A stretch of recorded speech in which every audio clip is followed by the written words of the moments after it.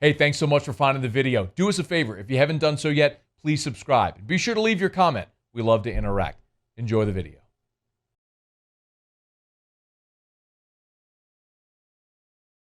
Let me just ask kind of an obvious one.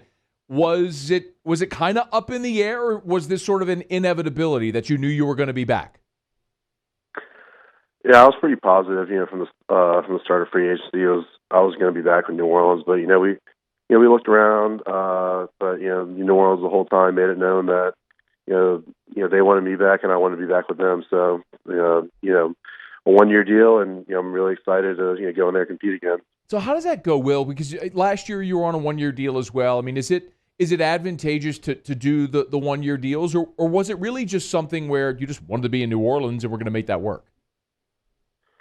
Yeah, I mean, the 1-year deal, I think works out just in the fact that, I'm, hoping to, put on some more film and, prove that I can be a starter in this league and, hopefully show other teams and the Saints that I can do that. And, 1-year deal allows it to where, put out some good film and, find some interest, somewhere else or with New Orleans.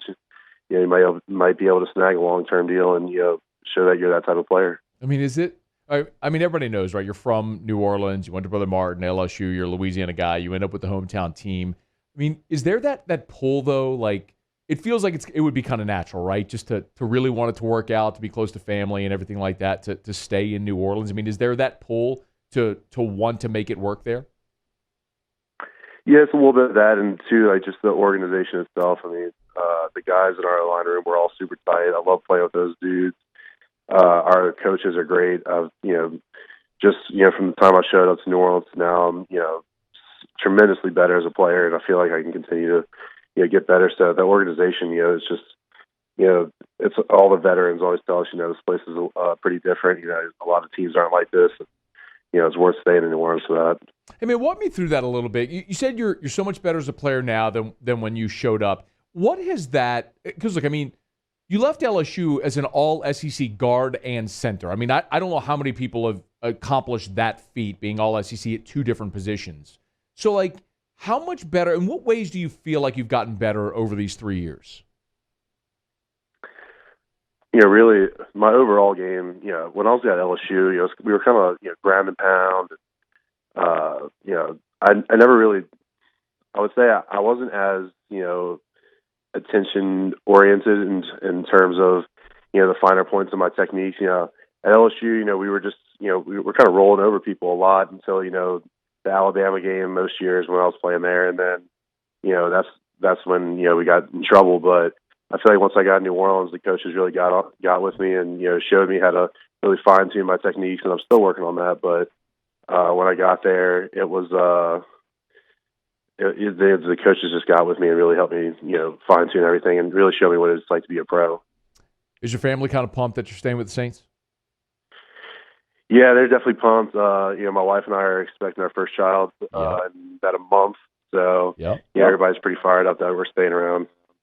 Dude, Paul, take that down for a second. Thank you. I want to. I was going to bring it up, man. I don't want to go like super personal with you, but since you mentioned it, I did notice on Instagram, and I pulled up the picture that you all made that announcement several months ago. So, congrats, man. Expect a big life news for the Clapps, man. You get married, you stay with the Saints. Now, baby Clapp coming in June. What's the due date?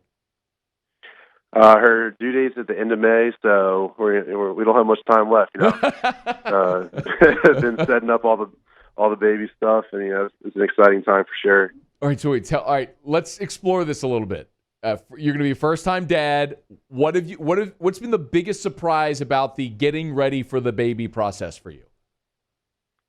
I mean, all the stuff that comes with having a baby. I didn't realize how much stuff babies need. My wife's showing me like the baby registry. I'm like, I would have never thought in a million years I would need, some of the stuff that we got. But,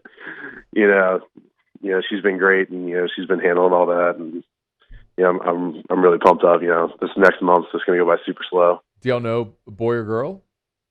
No, we're waiting to find out. So wow. It'll be interesting that day. Dude, that's actually really cool, man. I proposed that to my wife. I was like, hey, let's just wait and find out. And she looked at me like I had a third eye on my forehead because she has to plan everything. Whose idea was it to wait? it was my idea to wait. She wanted to find out, and I kind of convinced her to, and now she's all on board. She's excited about it. Dude, life has so few surprises. I mean, that is a really amazing one. So congrats to y'all, man. I'm pumped. That's really cool. So, hey, by the way, if you want to get Will Clapp something off his registry, just go. Where are you registered, by the way? I want to say it's Baby Everywhere, List. right? Yeah, Baby List is the one where she put it all in. Nice. Y'all go buy Will Clapp something. I'm going to go buy you something, too, on your registry. Y'all go buy Will Clapp something for his registry. You only get to have your first kid once, and that's pretty awesome, man. I'm sure a lot of people are. I'm sure the grandparents got to be pumped, too, that you're staying in New Orleans, yeah? Oh, yeah. My parents were all pumped up yesterday when I called them. I told them I signed the contract, and my in-laws, too. It's going to be nice, just be around for another year and, be close to all the family. That's awesome, man. A couple more for you. Will Clapp is our guest, of course, former Tiger, currently with the Saints, drafted back in 2018, just signed his one-year deal yesterday. He'll be back in New Orleans for the 2021 season. We know one of the big stories, obviously, is the offseason and the voluntary workouts. The Saints aren't going to participate. Is one of the things I've kind of wondered, Will, is just, especially in first year post-Brees, how big of a deal do you think that is, not having that time together in the offseason, even the voluntary workouts?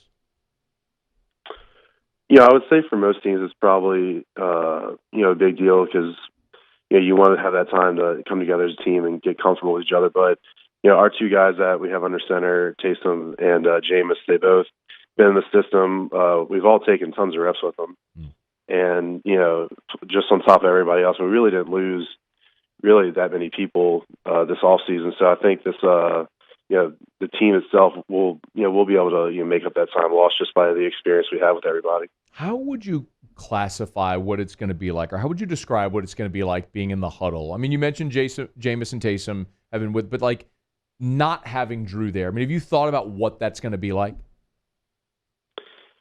Yeah, I mean, I think I saw Coach Payton did an interview a few weeks ago about how Drew just handled a lot, and you really don't think about it until you get in the huddle, and that's just something Drew would have handled.